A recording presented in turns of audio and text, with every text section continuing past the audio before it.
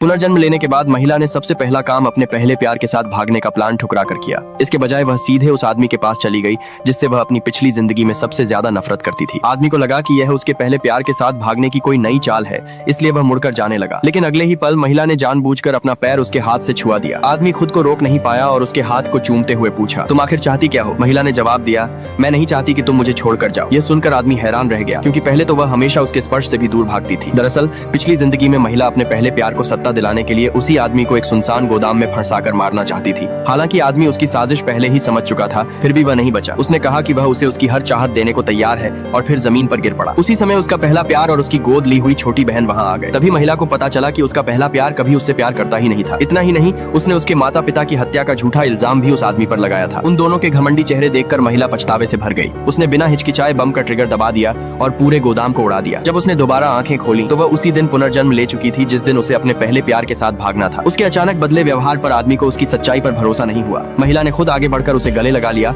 और उससे उसके कमरे में रात बिताने की अनुमति मांगी। धीरे धीरे उसकी हरकतों ने आदमी का दिल पिघला दिया। महिला के सो जाने के बाद उसने एक सगाई की अंगूठी निकाली और उसे प्रपोज करने का फैसला किया। लेकिन तभी उसके सहायक ने आकर बताया कि महिला के पहले प्यार को कंपनी की एक शाखा का सीईओ नियुक्त कर दिया गया है। आदमी को यकीन हो गया कि यह सब महिला ने छिपकर करवाया है। उसने तुरंत अपने सहायक को अंगूठी फेंक देने का आदेश दिया और गुस्से में उसके कमरे की ओर बढ़ गया। वह उसे घर से निकालने ही वाला था कि तभी महिला ने उसका हाथ पकड़कर उसे बिस्तर पर खींच लिया और नींद में बड़बड़ाई, मुझे ठंड लग रही है। उसकी इस मासूम हरकत के सामने आदमी बेबस हो गया और उसे अपने पास सिमटने दिया। अगली सुबह आदमी कमरे से जा चुका था, लेकिन उसके लिए नाश्ता छोड़ गया था। उसी समय उसकी गोद ली हुई बहन कमरे में आई और चिंता जताने का नाटक करते हुए पूछने लगी कि कहीं आदमी ने उसके साथ बुरा व्यवहार तो नहीं किया। महिला तुरंत उठी और उसे जोरदार थप्पड़ मार दिया। उसकी गोद ली हुई बहन गुस्से से जल उठी, लेकिन अपने पहले प्यार के लिए और फायदे हासिल करने की चाह में उसने गुस्सा दबा लिया। फिर उसने पूछा, क्या तुम सच में उस अमीर आदमी से शादी करने वाली हो? उन्हें पता नहीं था कि आदमी दरवाजे के बाहर खड़ा उनकी बातें सुन रहा था। उसे लगा कि दोनों फिर से शादी तोड़कर भागने की योजना बना रही हैं। बाहर उसकी मौजूदगी महसूस करते हुए महिला जानबूझकर ऊंची आवाज में बोली, इतने हैंडसम और अमीर आदमी से शादी न करूं तो मैं पागल हो जाऊंगी। इसके बाद उसने अपनी गोद ली हुई बहन को बिस्तर पर धक्का दिया